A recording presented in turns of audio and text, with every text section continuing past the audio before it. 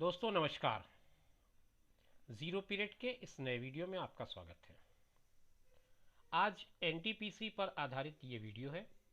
NTPC की जो परीक्षा अब लंबे अंतराल के बाद उसकी कुछ डेट्स आई हैं, आपका इंतज़ार पूरा हुआ है। और पिछले दिनों जो आप लोगों ने और एक समुदाय ने मिलकर एक आंदोलन जैसा छेड़ा, उसका एक रिज़ल्ट रहा कि कम से कम कुछ डेट्स आपके लिए हमारे लिए आई। तो हम उन तैयारियों में अब सीरियसली लग गए हैं। तो मैं आज आपके सामने कुछ पुराने पेपर्स पे बेस्ड क्वेश्चंस लेकर आया हूँ। प्रीवियस ईयर क्वेश्चंस हैं कुछ, जिनको हम बात करेंगे और उनको कैसे हम आसानी से बना सकते हैं, कैसे कम समय में बना सकते हैं, ये बातें डिस्कस करेंगे। पहला सवाल हम शुरू करते हैं। पहला सवाल ये कहता है the cash difference between the selling price of an article at profit of 5% 4% and 6% is ₹3। The ratio of two selling prices आपको फाइंड आउट करना है। एक वस्तु है, 4% और 6% दो अलग अलग ढंग से बेचा जा रहा है लाभ लेकर के। उनका नकदी का अंतर 3 है। दोनों विक्रय मूल्यों का अनुपात क्या होगा, ये आपको बताना है। जब आप सवाल बनाना शुरू करेंगे तो आपको जो चीज़ें हैं उनको थोड़ा सा गौर करना पड़ेगा आपको, और आपको ये देखना पड़ेगा कि आप कितनी चीज़ों को इसमें यूज में लाएं, कितना आपके काम का नहीं है। जैसे ये नकदी अंतर ₹3 आपके सवाल में बेवजह आपको कंफ्यूज कर रहा है। इसकी कोई ज़रूरत नहीं है, बहुत सिंपल सा क्वेश्चन है। आपके पास अगर कोई वस्तु है जिसकी कॉस्ट प्राइस ₹100 है, तो आप उसको दो अलग अलग ढंग से बेचेंगे। तो एक को 104 में बेचेंगे, एक को 106 में बेचेंगे। सिंपल सा इनका रेशियो आपको निकालना है। और क्या करना है उसमें, ₹3 हो अंतर, ₹6 हो अंतर, उससे मुझे क्या लेना देना है ना। मेरा काम इनके विक्रय मूल्यों का अनुपात निकालना है ना। तो विक्रय मूल्य एक का 104 हुआ, एक का 106 हुआ। सिंपल सी बात है। अगर मैं इसको काटता हूँ तो दो पंचे 10, दो दूनी 4, दो पंचे 10, दो तिया 6, 52 और 53 का अनुपात आएगा। ऑप्शन सी में मुझे दिया हुआ है, सीधा सीधा मुझे टिक करना है। बेवजह की चीज़ों पे आप मत उलझिए, अपना टाइम बचाइए। एक और आसान सा सवाल है, टाइम एंड वर्क पे बेस्ड है। 3 men dig a hole in 10 days। How many days would it take for 5 men to dig the same hole. 3 व्यक्ति मिलकर के एक छेद करते हैं 10 दिन में। 5 व्यक्ति उसी को खोदने के लिए कितना दिन लेंगे। आपको याद होगा, आपने बड़े आराम से M1 D1 M2 D2 के कॉन्सेप्ट पे क्वेश्चन बनाए हैं, और कोई ये उससे हटकर नहीं है। बट आपको इस क्वेश्चन को देख के कैलकुलेशन भी नहीं लगाना, ये चीज़ों को आपको सीखना है। देखिए 3 लोग हैं, 6 दिन लग रहे हैं। 5 लोग हैं, मतलब अगर मैं दिन को आदमी मान लूँ तो ये आधा हो गया, तो ऑब्वियस सी बात है ये डबल हो जाएगा, है ना। तो अगर 5 लोग हैं तो 3 की जगह 6 दिन लगेंगे। आपका ऑप्शन डी इस क्वेश्चन का करेक्ट आंसर है।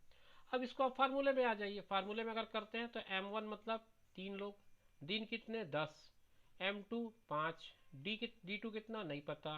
3 × 10 करेंगे बटा 5 करेंगे, D2 की वैल्यू निकलेगी 5 एकम 5, 5 दूनी 10, D2 की वैल्यू 6 आएगी। तो इतना समय मत लगाइए, आप इन दोनों को कंपेयर करके देख लीजिए, या नहीं तो फिर आप दोनों को गुणा करके 5 से डायरेक्ट भाग दे दिए, ये भी कर सकते हैं।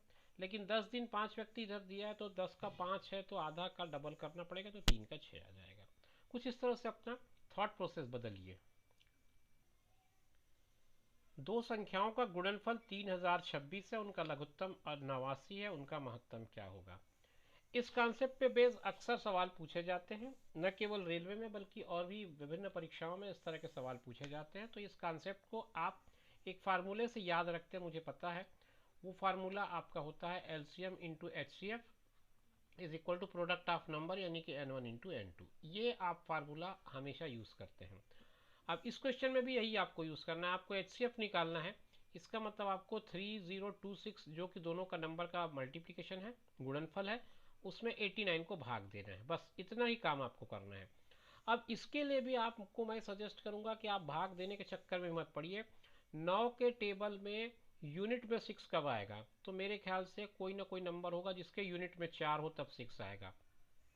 आप देखिए पूरे में से केवल बी ऑप्शन ऐसा है जिसमें 4 दिया हुआ है यूनिट में। तो इस प्रश्न का उत्तर 34 होगा। बिना कुछ सोचे आप सीधे टिक लगा सकते हैं, कुछ भी लिखने की जरूरत नहीं है। यहाँ गुणनफल दिया है 3026, लघुत्तम आपको दिया है 89, इसका यूनिट 9 है, इसका यूनिट 6 है। तो 9 तिया तो 27 आएगा, इस हिसाब से करते हैं। तो यहाँ पर कोई भी नंबर आएगा उसका यूनिट 7 आएगा। 9 पंचे करूँगा तो 45 आएगा, 9 चौक करूँगा 36 आएगा, और 9 निया करूँगा 81 आएगा। तो केवल यही ऑप्शन दिख रहा है जो आपका करेक्ट ऑप्शन है। तो ये कुछ चीज़ें आप अपने थॉट प्रोसेस को चेंज करेंगे तभी होगा, अदरवाइज कैलकुलेशन में आपका बहुत टाइम चला जाएगा। लघुत्तम महत्तम पर ही आधारित एलसीएम और एचसीएफ पर ही आधारित है ये सवाल। Two numbers are in the ratio 3:5 then their HCF is 20, find their LCM. दो संख्याओं का रेशियो दिया है 3:5 और उनका महत्तम दिया है 20। अगर महत्तम आपको 20 दिया है तो संख्याओं को आप निकाल सकते हैं इससे। 3 गुणित 20 करेंगे तो आपका 60 आएगा और 5 गुणित 20 करेंगे तो 100 आएगा। तो ये आपकी संख्याएं हो गई। अब इनका आपको लघुत्तम निकालना है। लघुत्तम निकालने के लिए आप बड़े आसानी से पुराना जो पिछले क्वेश्चन में आपने किया है वो काम कर सकते हैं। दूसरा तरीका ये हो सकता है कि आप ऑप्शंस पे जाकर के भी आप क्वेश्चन को सॉल्व कर सकते हैं। जैसे ऑप्शंस को देखने से समझ में आ रहा है कि केवल 300 ही एक ऐसा ऑप्शन है जो इन सारे नंबर से बड़ा है, तो 300 आपके सवाल का उत्तर हो सकता है। आप देख लीजिए इसको और कैसे जा सकते थे आपके पास बहुत सारे तरीके हैं, क्योंकि लघुत्तम और महत्तम बनाने के बहुत तरीके हैं। दो संख्याएं दी गई हैं अगर, तो उनका लघुत्तम निकालना है तो आपके पास एक बेसिक मेथड है। आप बेसिक मेथड को फॉलो करेंगे तो 60 का 6 इंटू 10 कर सकते हैं आप। 100 का आपका 10 इंटू 10 कर सकते हैं। आपका ये 10 दोनों में कॉमन हो जाएगा तो एक 10 निकाल लिया आपने। एक तो ये मेथड यूज़ कर सकते हैं। दूसरा फिर इसके बाद इस पे 6 और 10 में फिर कॉमन है कुछ, है ना, वो भी निकाल सकते हैं आप। यहाँ पे 2 निकलेगा तो 3 बचेगा, तो यहाँ से 2 और यहाँ पर 3 और यहाँ पे 5, तो 2 3 6 6 5 30 30 धाम 300। एक मेथड तो ये हो सकता था। हालांकि इसको और छोटा कर सकता था मैं। 60 और 100 का गुणनखंड मैंने शायद 10 को देख के कॉमन ले लिया था, और ज़्यादा ले सकता था, 20 ले सकता था मैं। ठीक है, तो ये चीज़ें हैं, आप इनको ऐसे भी निकाल सकते हैं। और पुराना भी अपन ने सूत्र को लिया ही था, तो उस पर क्या करते थे अपन, LCM is equal to product अपन एचसीएफ, ये करते थे। तो ये भी एक ऑप्शन है। प्रोडक्ट के लिए आप जाएंगे तो 60 और 100 को गुणा करेंगे और उसके बाद फिर एचसीएफ से आप भाग देंगे, तो 20 से भाग देंगे 3 बार जाएगा, यहाँ से भी 300 निकाल सकते हैं। तो तरीके बहुत सारे हैं। अब आपको समझना है कि आप किस पे कंफर्टेबल हैं और कौन सा तरीका से आप जाते हैं तो क्वेश्चन आप जल्दी और सही बना पाते हैं। ये भी एक अच्छा सवाल है, अनुपात समानुपात का सवाल है। अनुपात का है इसमें आसान सा उपयोग। Divide ₹210 in the ratio 2 3 4 5, the respective amounts are. 210 को आपको 2 3 4 5 अनुपात में बांटना है, इनकी सापेक्ष मात्राएं हैं, ये आपको पता करना है। अगर अनुपातिक योग देखते हैं तो 2 और 3 5, 5 5 10 4 14, 14 होता है। अगर 14 जो है वो 210 है ना, तो आप चाहें तो इसको 7 से छोटा कर सकते हैं। 7 दूनी 14, 7 21, तो 2 30 है या फिर 1 15 है। एक जो है वो 15 हो गया आपका।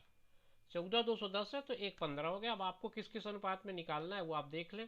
एक अगर 15 है तो 2 हो गया 30, और 3 जो है 45, और 4 जो है 60, और 15 पंचे 75। 30 45 60 75, देखिए कहीं पे है ये ऑप्शन ऐसा, 30 45 60 और 75 ऑप्शन बी में दिया हुआ है। ऑप्शन बी आपके क्वेश्चन का करेक्ट ऑप्शन होगा, करेक्ट आंसर होगा।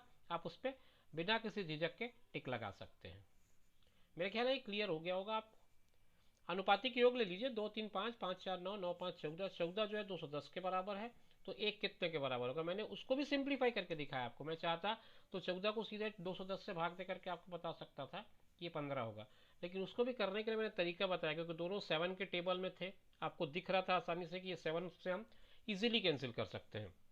तो जिस चीज़ को जैसे मैंने यहाँ पे बताया आपको कि इसको आप पहले 7 से कैंसिल किया, मैं चाहता तो ये 14 को 210 से काटते समय सीधे भी भाग कर सकता था, लेकिन 14 और 21 को देख के 7 का टेबल जल्दी याद आता है, तो 7 दूनी 14 और 7 तिया 21 करके मैंने काटा।